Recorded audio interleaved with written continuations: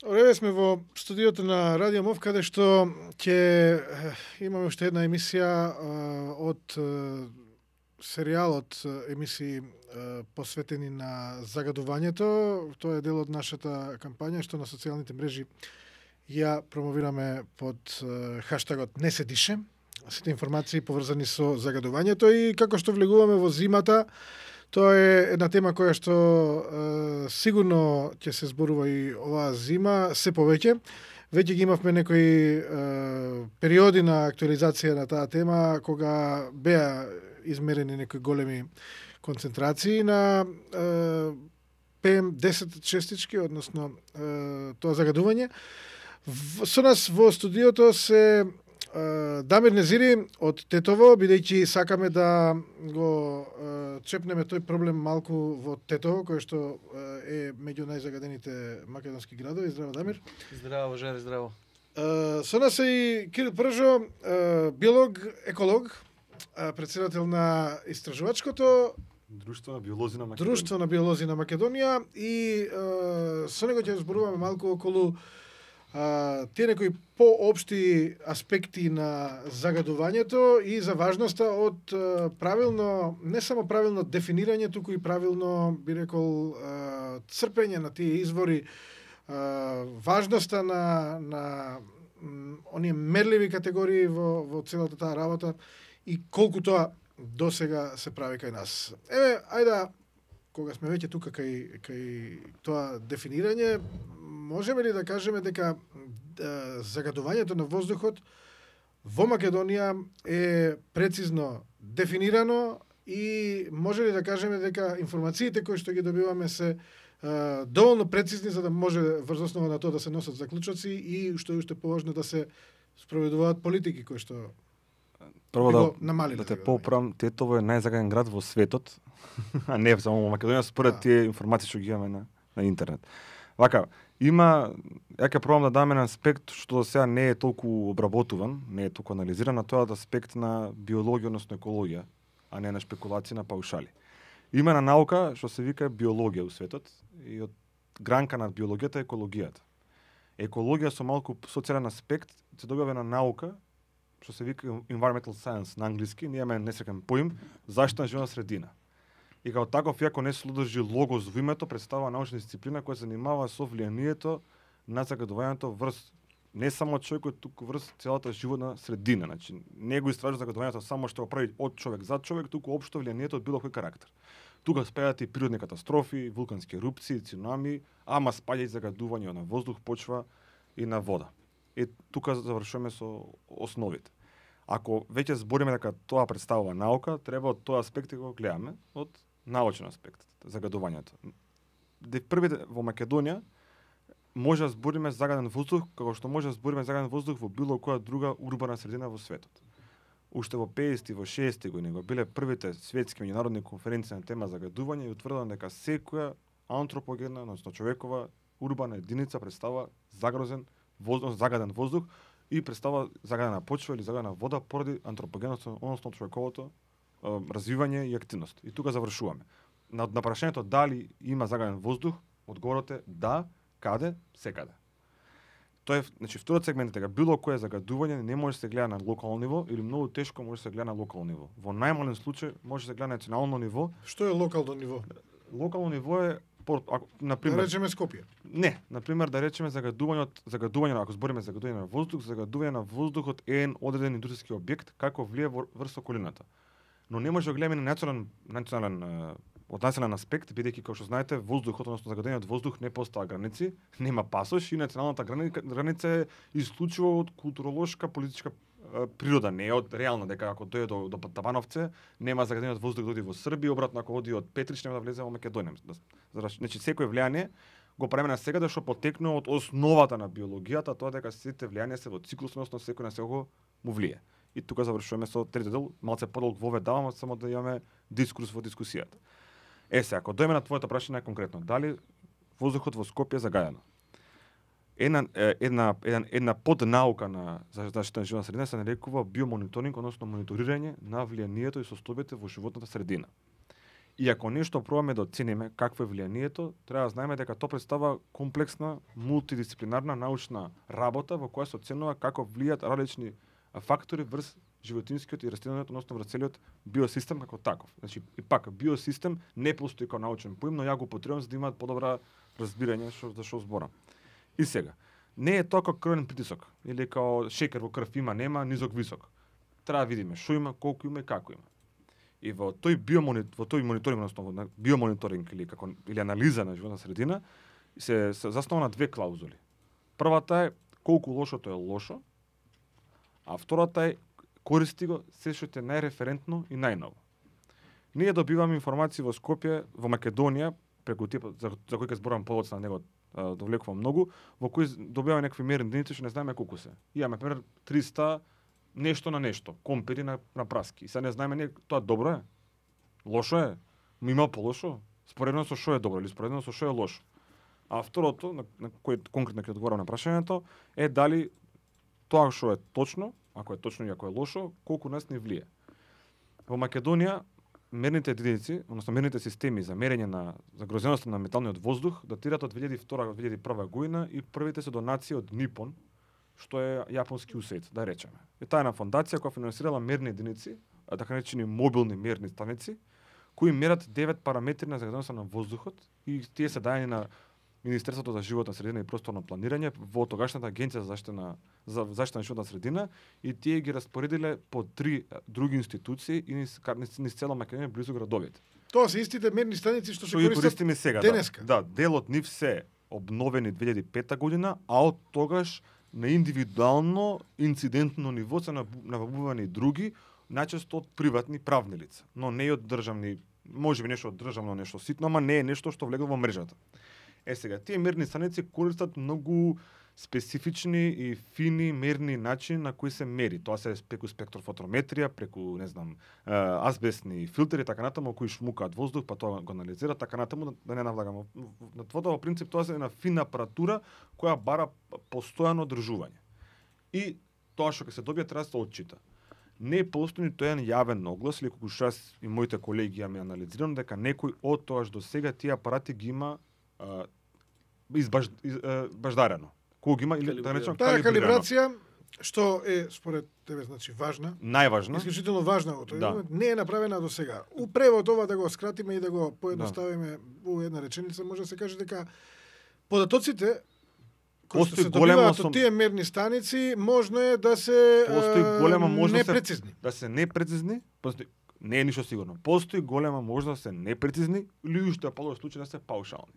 Бидејќи не постои никаде јавна објава, пишана или електронски, ниту пак некој од последните 3 години од кога се појавени првите кампањи, да некој од министерство, од агенциите за заштита на вода, воздух или почва излезе да го демантира ставот, ниту пак од другите, тоа се душе три други институции, тоа се Центар за јавно здравје од Велес, Центар за јавно здравје Скопје и Управата за хидрометеоролошки работи, тоа се другите државни органи кои имаат овие мерни станици, не дошле со изјава дека нешто е калибрирано, поправено, реновирано, санирано, така натаму. Значи, ја дури ја ставам под прашање дали воопшто има и електронска, дали има дури доток на струја електрична до самите мерни станици да може да мерат. И тоа е по знак прашање.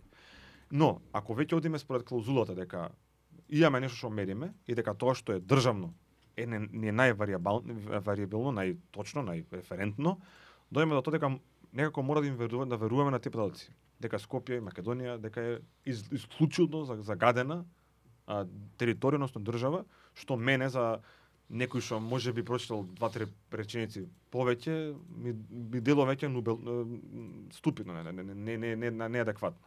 Сите тие информации од тие мерни станици се доведуваат до еден така наречен мобилен центар за информации за гадување на воздухот, кои подоцна преку него тие информации информираат на други партнерски соработнички организации, мрежи, не знам, клауди, што god да постои сега. Со тоа значи дека сите можни информации што ги добиваме ние на интернет, од сите можни НУБЕО и други сајтови, од апликацијата Скопје Дише, од центарот, од Агенцијата за заштита на животна средина од ЕУ, сите тие информации доаѓаат од едно место. Значи не постои друг трет ентитет кој ги мери загаденоста на воздухот во Македонија. Ова што го збориме прецизноста на тие информации, зошто е важна? Па значи, како што реков, ако се водиме според првата клауза, колку лошото е лошо, прво треба да знаеме што имаме, за да чисто да направиме една многу лоша аналогија со болен човек. Ти кога дое болен човек, болен пациент, важна е диагноза. Ти не му гледаш од дланка или не му гледаш за души, туку му вадиш крв така. И кога вадиш крв, ти викаш има шекер, нема шекер, споредно со референтни вредности за возрастен човек на 40 годишна возраст од 70 кила. Ние тоа го немаме. Значи не е веќе дискусија дали Скопје е загадено или дали Македонија е загадена. Според се дефиниции мора и треба да е загадена.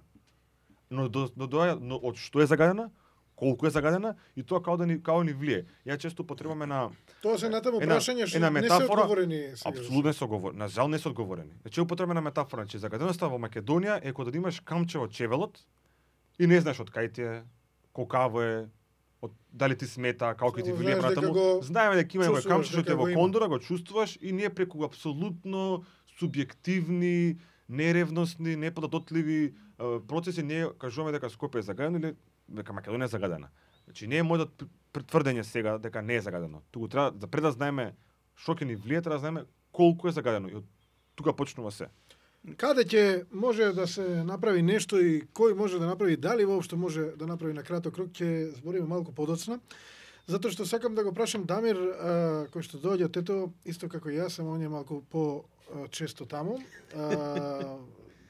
Тетово знаеме веќе дека е меѓу најзагадените, рековме најзагаден град. У светот. Постојано во тие некои топ листи на врвот, огромни концентрации прашања, тоа се чувствува и без да има мерење.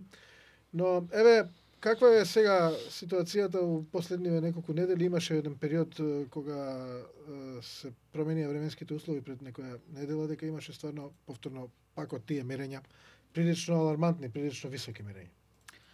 Она што Кирил го зборува е веројатно така, и многу е веројатно, посебно кога имаш само еден извор на мерење, дека можно е тој извор да не е точен. И затоа секогаш се прават во секој аспект на живење се прават алтернативни второ мислење, дополнителни мерења и така натаму.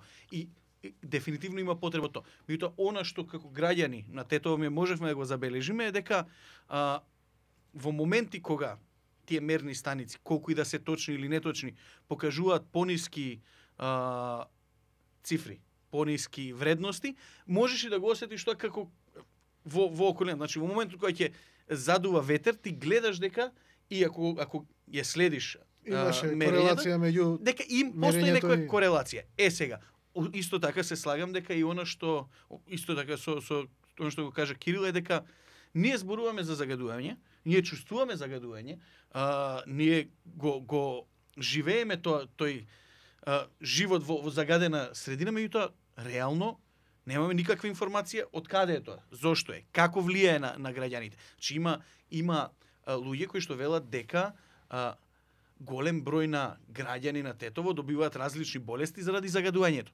И тоа можеби е така, меѓутоа нема информации, нема прецизно истражување, нема сериозна анализа која што ќе покаже дека тоа е така.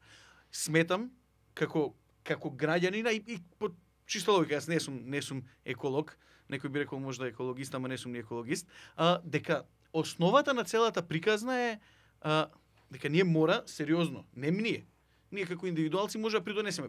Кирил може да придонесе затоа што е специјализиран во полето.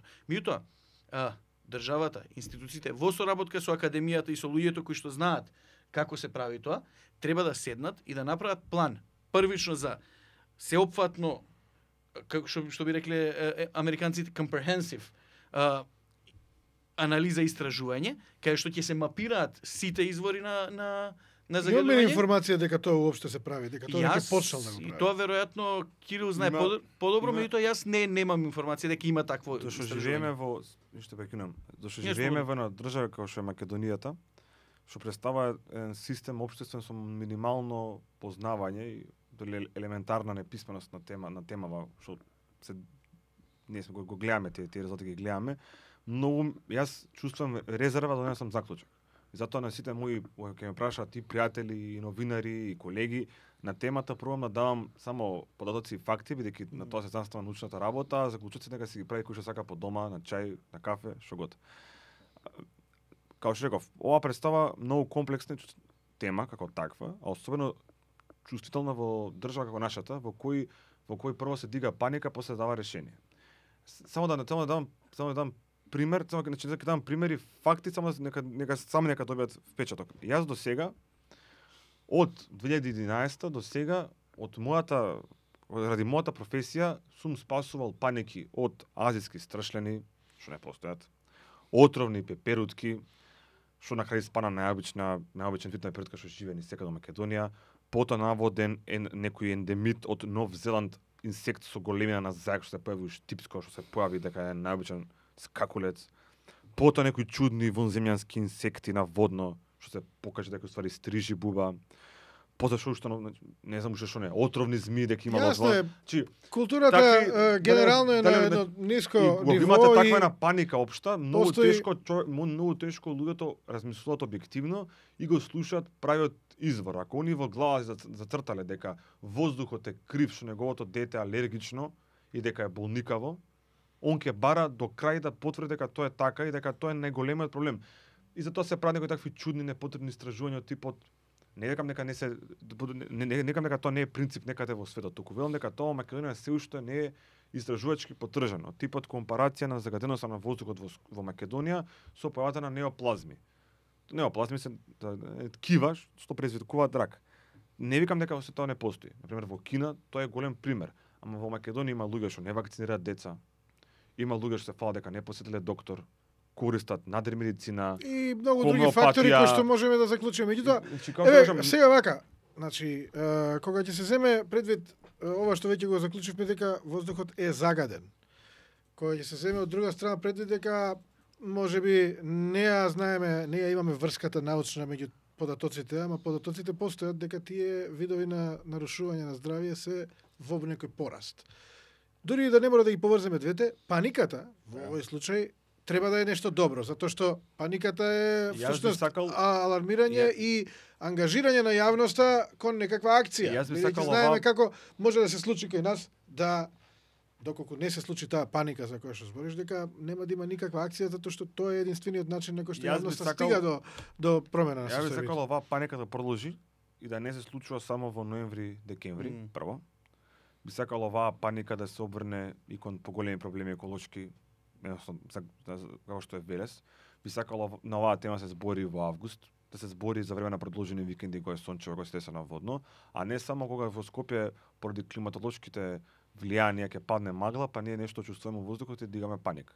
Сите фактори кои наводно некои од страни инстанци ги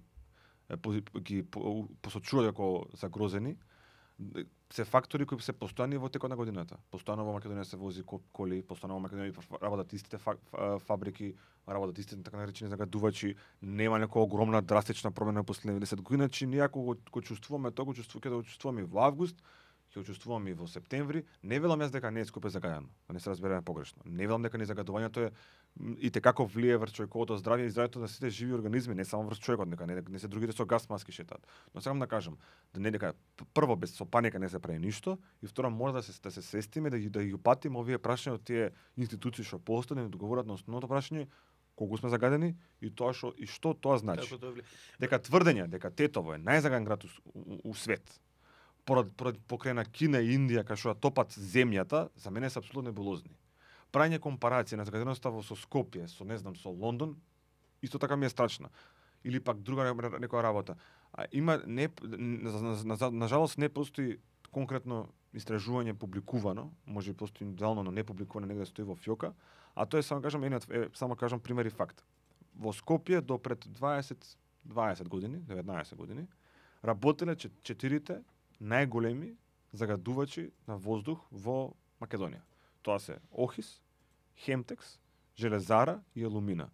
Значи тоа се тешки, хемиски, петрохемиски и синтетичко-хемиски индустрии кои испуштале огромни количества на загадувачки материи не само во воздухот, туку и во почвата.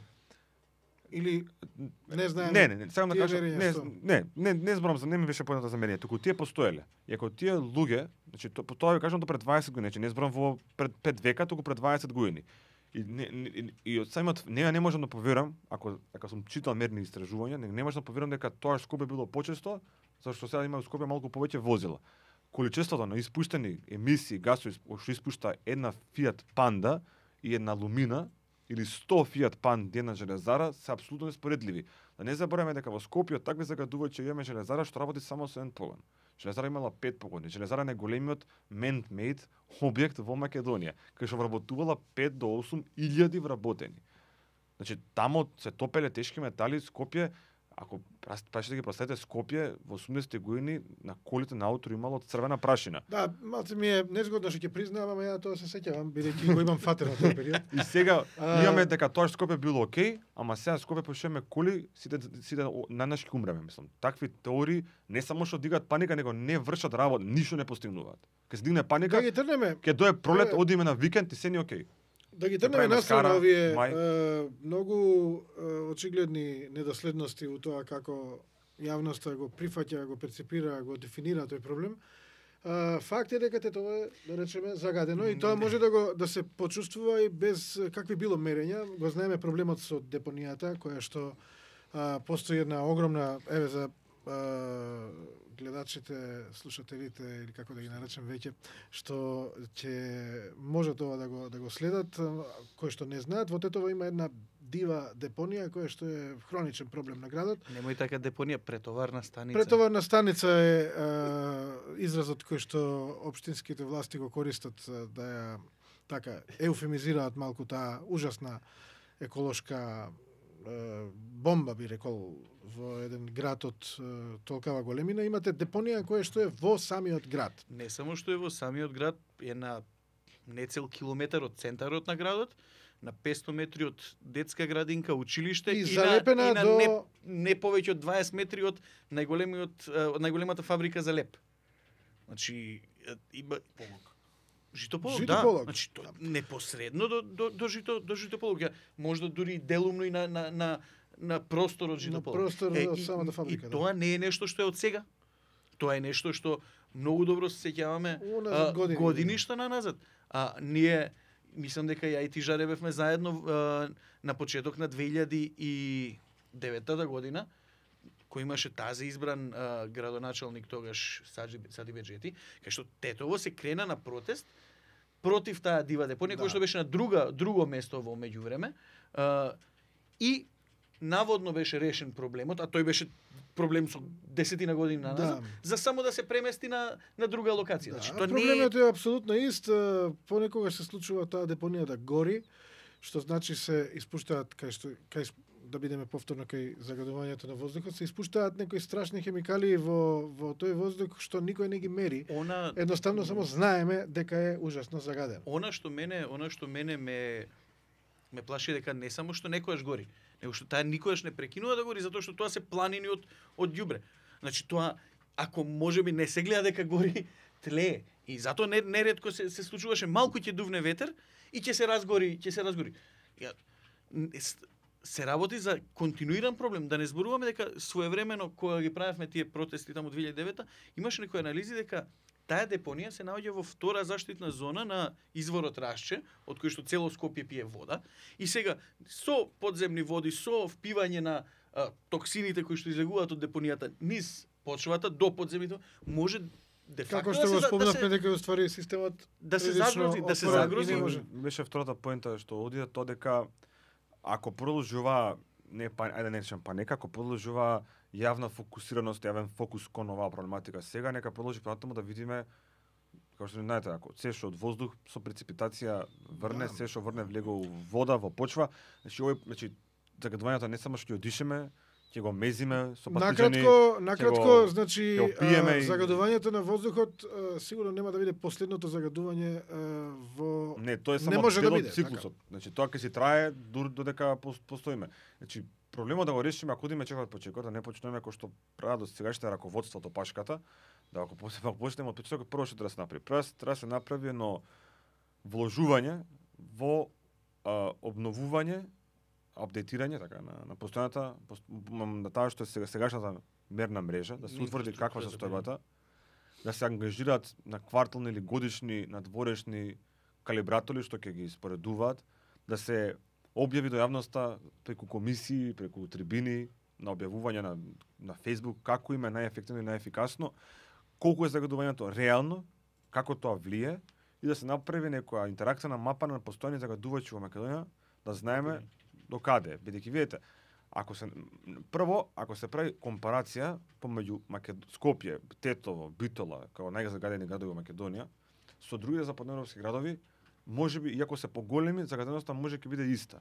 Но целата работа е бидејќи тамо не само едната свест, туку јавните сервиси се на тоа ниво за користење на фосилни горива, загадување, испуштање, поставување филтри така натаму. Но како и да е, ако одиме по пирамидата надолу, ќе видиме дека не е собственикот на Макстил или раководството на Југохром или не знам кој друг се криви, туку почнуваме од тој кој нив им дал дозвола и кој нив им дава право да работа. Значи, од тука значи, давањето на дозволи за еколошко работење на компаниите е нешто што министрот последниот што смени министерството го работеше на ниво како Доналд Трамп. Ќе дам втора шанса, ќе дам трета шанса, кога да е тоа некој пазарлук. Да, ама кога да не е нешто што испаѓа дека е пазарлук и дека тоа е практично едно политичко прашање. Видите, бидејќи оваа проблематика на заштита на животна средина представува апсолутно социјално-политичко прашање. Тука да нема дилеми. Во светов требале луѓе да донесат многу поголеми одлуки од најдобар пример се Северна Америка, односно САД и Северна Америка со Канада, во кој требало институциите да мерат дали ќе сакаат да живеат во здрава животна средина или ќе сакаат да живеат со многу зголема невработеност ако тие фабриски погони затворат. Значи за животна средина, ако тоа се одлуки што имаат политичка тежина огромна. Токму за тоа треба да се оди екзактно, конкретно, без паушали, да се почне од наука, што имаме, кој не загадува, колку не загадува, и од таму и самата потреба, со компарации и сликовитост на луѓето, и од таму да се оди во тој правец, и да се завршат претходните отворени фронтови. А тоа е општата санитетна здравствена состојба во Македонија која се поврзува, како што се болести, хигиена, така натаму, односно ќе се отвори еден сегмент што мислам дека за земја, што наоѓа на час лет од центарот на Европа, во 21 век, во 2016 година што сега влегуваме, за мене е најдолниот срам што може да постои. Ова го кажам најинтимно и приватно. Да се прави муабет за хигиена во јавни кујни, како што прават компарации некои, или дали ќе се возат, какви автомобили ќе се возат, дали ќе се чистат улиците. Тоа е цивилизацијски уназадување на држава која допред неколку 2 декади колку толку водела, ако барем законски легислативно водела ред за тоа. Ова се што го правиме, да треба јас како не без титуларен биолог да треба да му објаснам, да има јавност од мене да бара да објаснувам, за мене, не знам како да ви кажам, е смешно, ако до мене дошло или ако до моите колеги дошло да решаваат ситуацијата. Очигледно дошло затоа што утврдивме многу проблеми при дефинирањето и перцепцијата на овој проблем. Постои уште еден проблем, односно уште една интересна работа околу ова, важна работа. Тоа е одговорноста. Ако утврдиме дека еден град има хроничен проблем со загадувањето, кој што можда емпириски не ни е најпрецизно измерено, меѓутоа знаеме дека го има проблемот. Тоа значи дека одговорноста почнуваме како граѓани да бараме од некоја одговорност за ситуација и ја поправи. Немаме друго решение. Одговорноста, Дамир, ти си познат по овие преписки со градоначалничката актуелна. Едно насечно. Арифи, јас морам да кажам овде дека се обидовме да побараме некој, односно учество во емисијата и мислења и од некои други издруженија еколошки тетовски, за жал не успеавме, меѓутоа еве ти зборуваш за одговорноста на локалната власт. Како се законски утврдени тие одговорности поврзани токму со ова загадување? Не е само воздухот, во Тетово се загадени и почвата, и реката Пена која тече ужасно загадена. Каде е одговорноста на општина? Што може општината да направи?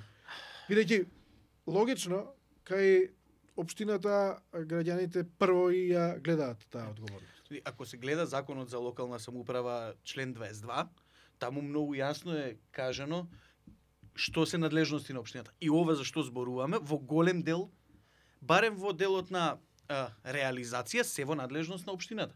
Заштитата на животна средина е во надлежност на општината. Ако општината смета дека нема капацитети да направи соодветно истражување, да ангажира луѓе, да направат истражување, анализа, мапирање на загадувачите, тогаш тука имаме Министерството за животна средина и другите институции кои што Кирил ги спомена претходно. Она што мене ми смета е што не можам да видам дека градоначалничката и другите надлежни бараат било какво решение. Значи дури не можам да видам волја кај нив за да се потегне било каква иницијатива. Еве да речеме може на крај на сето тоа истражување да испадне дека стварно немаат можност да го решат проблемот затоа што е многу сериозен и треба системски да му се пристапи и тоа ќе трае долго време. Не изгледа дека бараат решение во. Тоа ми е најголемиот проблем што гледам дека властите во чија што надлежност е тоа не ни пробуваат, дури не ни отвараат јавна дискусија за самото прашање. Јас сум сигурен дека доколку на една јавна дискусија отворено со советниците на општината Тетово, со представници на Министерството за животна средина, градоначалничката, има штулови од универзитет, мислам дека има институт за животна средина, луѓе од Македонско еколошко друштво, ако дојдат и ако дискутираат, може да се постават барем некои основи на тоа што треба и како треба понатаму. Тоа јас, еве, од кога се и последно што се сеќавам што се има дискутирано на тема животна средина екологија е Шара национален парк. И тоа е битно, меѓутоа имаме други прашања, да има други што се по приоритети. Кои што се, значи она што кај нас фали е во Тетово моментов можеш да бидеш граѓанин, можеш да бидеш еколог, можеш да бидеш екологист и да излезеш да кажеш Југокром е крив за се и многу веројатно дека нема да бидеш во грешка. Можеш да кажеш дека фактот дека голем дел од луѓето се сиромашни и се греат на дрва или на било што друго е причина за загаѓањето. И пак ќе бидеш веројатно во право, затоа што нема основа референтна точка како што каже Кирил да покаже дали е тоа така или не е така. Нема мала помена.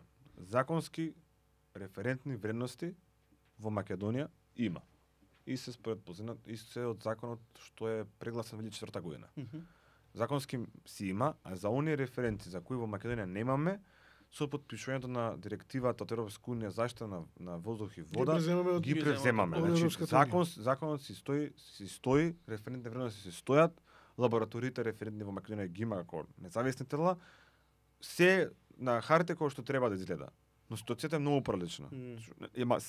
Јас мислам дека се ова потекнува од едно, а тоа е од елементарна неписменост на темата и правата на граѓаните на тема животна средина.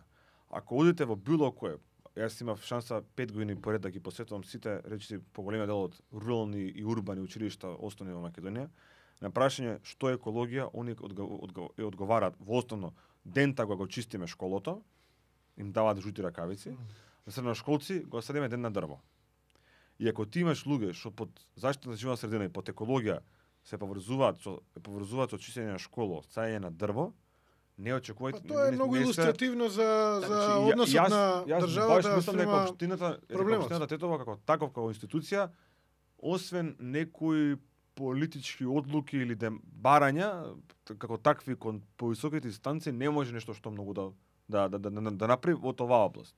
Пошто овде почнуваме од најосновни работи, од тоа колку ние знаеме и колку сакаме да научиме, што е најголем проблем во Македонија. Денеска да се сменат работите, денеска да одлучат сите надлежни институции да одлучат да почнат најправилно да ги работат овие работи. Што може да се направи краткорочно, што може да се направи на некој подолг рок, со што ќе резултира тоа? Може ли да се воопшто тој проблем со загадувањето намали или да се стави под контрола? Скопско правило вика за 5 минути ништо не се прави. Еден мој колега од Госта вика што е 5 минути пола сат работа. Е така, значи баш со тоа, на краткорочно од оваа тема ништо не се прави. Сите проекти, сите научни проекти или научни истражувања во екологијата, односно во биологијата траат најмалку 10 години. Зборам за 30, 50, 40, 70 години, 80 години во Британија. Од кога постои официјална наука како таква у светот, у државата. На краткорочно ништо, освен се почне со основните, а тоа е набувување на алатки, односно на инструменти во кои ќе утврдиме. А понатаму треба поголема посветеност во областа во која работиме, бидејќи како што кажав, оваа тема отвара многу нови фронтови на кои треба да се да се покаже и на кој треба да се работи. Едно нив не треба да биде одма спречување на загадување, туку образование. Апсолутно. Тука не е едукација, ја не знам што значи да подигање на свест. Јас поимот подигање на свест не го знам што значи. Значи дигање на нешто, дигање на свест како поим, еве, прост пример. Добро, подигање на свеста паралелно со едукација, значи, тогаш образование како такво е најпотребно, пошто самото образование е своевидно подигање на свеста. По образование не се подразбира приемни информации. Туку под образование јас подразбирам можност да давање можност да примиш информации. А тоа многу се разликува. Добро. Че да добивање на објективност го дава преку образованието. Значи, според ова што можам да заклучам од тоа што го збориш е дека прилично сме далеку од некакво решение, од некаква можност да се овој цел проблем со загадувањето намали. Колку е важно ова што го најавија градоначалниците и на Тетово и на Скопје, дека мислам дека дел испроведува малку тоа, да речеме, такво некое лечење на симптомите, прскање на хемикалии по улиците кои што ќе го намалат. Колку може тоа? Тоа дојава на друга тематика, злегува друга тематика, а тоа е санација преку биоакумулација, односно акумулација. И тоа е еден начин на кој се решават вакви еколошки катастрофи и во кои се обидуваме нешто поправиме. Но непишаното правило кој го плаќаат сите во цел свет е тоа дека не постои начин, процес кој ќе правиме во природата, а без нема да има влијание. Такво нешто не постои, не постои, као систем не постои. Користење на ацетати како акумулатори на загадувачите, технички лепење на тие честици, е нешто што може да се проба, ама буквално е фаќање за опашката. Нема никакво влијание. Јас сега да ве потсетам. Од една партија која беше до пред 3 месеци во коалицијата, која има еколошка платформа, предлага садење на бели ружи во Скопје. Како користење на биоакумулатори.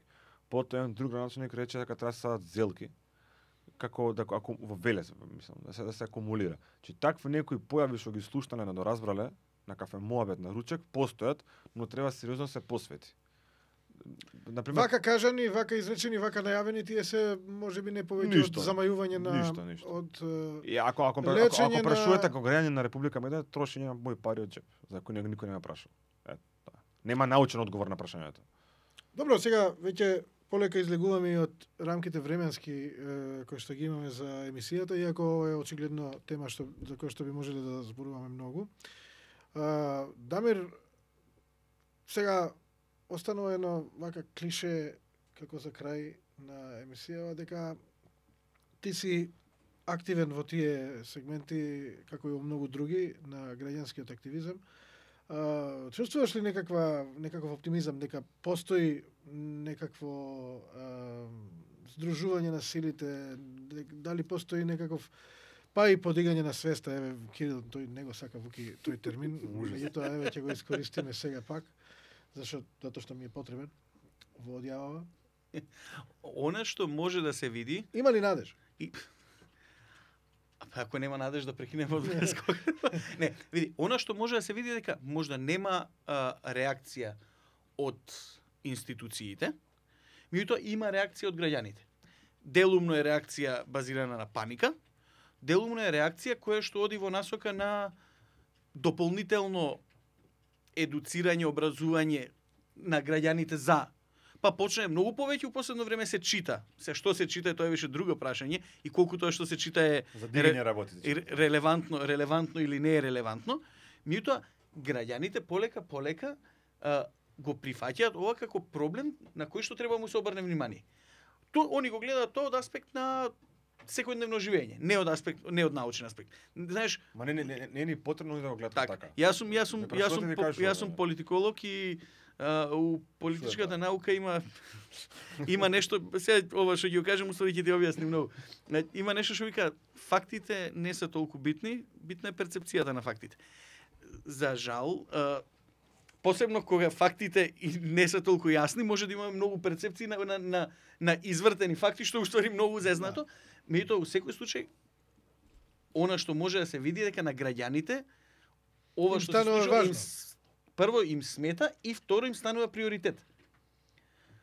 Од друга страна па може да се види дека и не преземаат нешто многу во насока на тоа. тоа. Има циклус кој се случува кога настанаа вакви проблеми во Македонија и тој е како патерн, како шема се повтора постојано. Имаш барање на некој на мал број на луѓе приватно преку Facebook, преку Twitter, ќе па бараат одговор на некој прашање, државата не одговара. Тоа ги заинтересира новинарите, новинарите пробуваат да истражуваат, но не може да се секогаш упатени за се и да се не најтачни. Па они кажуваат некоја небулоза, некој од граѓаните ќе побие таа небулоза, па граѓаните се вртат кон новинарите, бидејќи они држат паника и тука оди пинг-понг помеѓу новинар граѓанин, а овие што се одговорните од задња врата со обезбеđење, така си напуштаат. Јас извини, со Дамир дека се познаваме приватно, си употребив малце по лесен јазик, не дека нешто. Дефинитивно проблем е дека институциите, надлежните, луѓето кои што имаат обврска, примаат плата за да се грижат за ова, не реагираат. Малце, пак кажам, мене ми е малце девалвирачки да треба Жаре, Дамир, Пржо, не знам, Були у студио во Радио МОВ да започнеме оваа дискусија, дека постат многу по објективни, посилни начини на кои може да се презентира тоа, но ако еве и тоа треба да правиме, тука сме ќе направиме. Очигледно треба, очигледно мора. Мора. Овде ќе завршиме. Јас сакам да ви се заблагодарам што издвоивте време, што дојдовте во оваа дискусија. Ние ќе продолжиме на Радио МОВ да известуваме јавноста за сите новости поврзани со загадувањето на воздухот и следете го нашиот хаштаг Не се дише на социјалните мрежи, таму ќе бидат тие информации. Благодарам уште еднаш.